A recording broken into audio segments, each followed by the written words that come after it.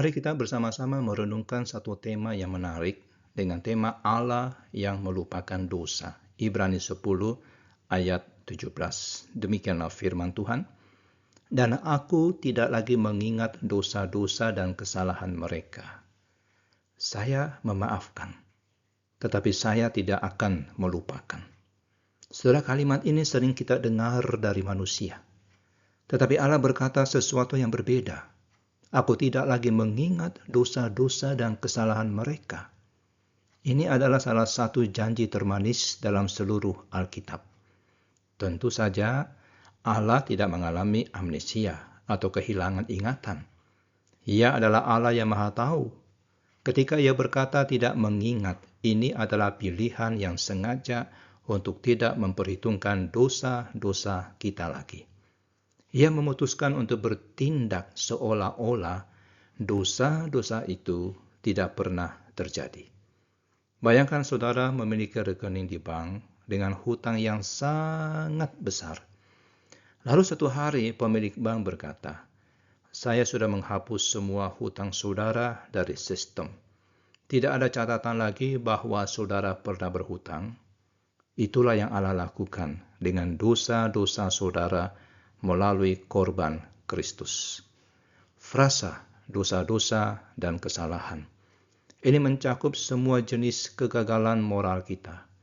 Dosa merujuk pada meleset dari standar Allah, sedangkan kesalahan merujuk pada pelanggaran yang sengaja terhadap hukum Allah. Tidak ada kategori dosa yang dikecualikan dari pengampunan ini. Hal yang mengagumkan adalah kata tidak lagi. Ini menunjukkan sebuah perubahan permanen dalam cara Allah memperlakukan kita. Dulu kita adalah musuh karena dosa. Sekarang kita adalah anak-anak yang dikasihi tanpa ada catatan masa lalu yang buruk. Ini berbeda dengan pengampunan manusia yang seringkali kondisional dan bisa ditarik kembali. Pengampunan Allah adalah final dan tidak bisa dibatalkan.